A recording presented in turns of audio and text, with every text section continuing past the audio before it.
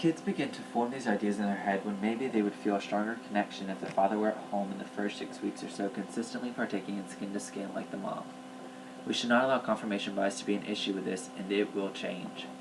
The last social theory and our main topic is sexism. When a person thinks of sexism in America, they automatically think of a man being sexist to a woman, but the term sexism can be used for both sexes.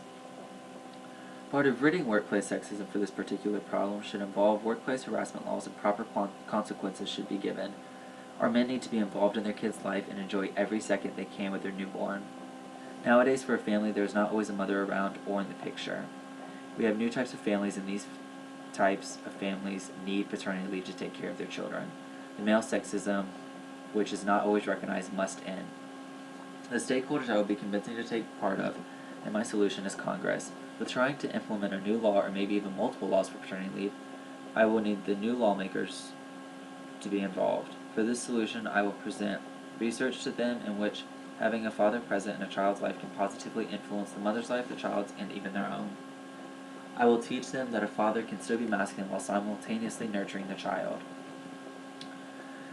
The reason my stakeholders would be interested in my topic is because they want to stay in their chair in office, and I would be able to rally enough voters, at least for Florida, to side with them and vote for them, because my law applies to many fathers and they want paternity leave, so they would vote for the congressman who put this law in place.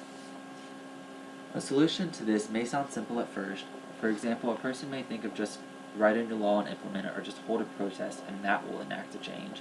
But many people do not know how much it takes to make a new law and the challenges it may face.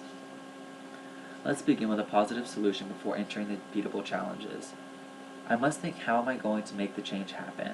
To begin with, I think about who will support me. There are strength in numbers. These numbers will come from new fathers and soon-to-be fathers. I will visit 6 hospitals that I plan on beginning my study with and ask to speak with new fathers and soon-to-be fathers. I will ask these fathers if they would support my cause and make a new law and have them sign a petition of support. I believe about 500 signatures would be good. After gaining about 500 signatures, I will begin researching Florida senators and representatives. After I'm done choosing the senators and representatives I want support from, and the ones I believe will actually support me, I will contact their offices to set up appointments.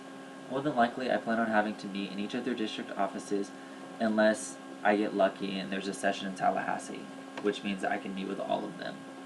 After meeting with them, I will know who will support me and hopefully who will sponsor me. After that, I must sit down and devise a detailed study plan and how to implement it. This study will begin in a single county for starters. We could say Duval, since we all live in Jacksonville. For the study in basic form, I would take maybe 6 hospitals. I would take 2 of them and give the fathers a stress survey and a baseline mood survey concerning their feelings about parental leave with no pay. The stress survey will discuss how stressed they are feeling for not being home with the baby, or maybe becoming the only source of income for a little while.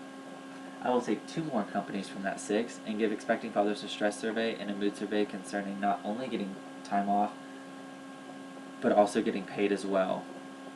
With the last 2 companies, I will give them a stress survey and a mood survey as well concerning not getting time off at all. After the baby is born, I will go back and give the same surveys to the same parents once they return to their company. The results I plan to take from this is that the one without paternity leave will be in a worse mood and will be more stressed than the others, and the paid paternity leave causes less stress and better mood, and we all know happier employees increases productivity. If the study goes well, we can implement the study in other counties throughout Florida. Then I can begin writing the law, and I will have people who write laws to come up with the best wording so lawyers can find the least amount of loopholes. Now that what I've said may sound simple, but I have yet to discuss the barriers. The possible backlashes I plan on facing are company backlashes and women's rights backlashes. I am sure many companies are worried that they will lose money, so they will fight with whatever they can to either lower the amount of time off or just not allow it at all.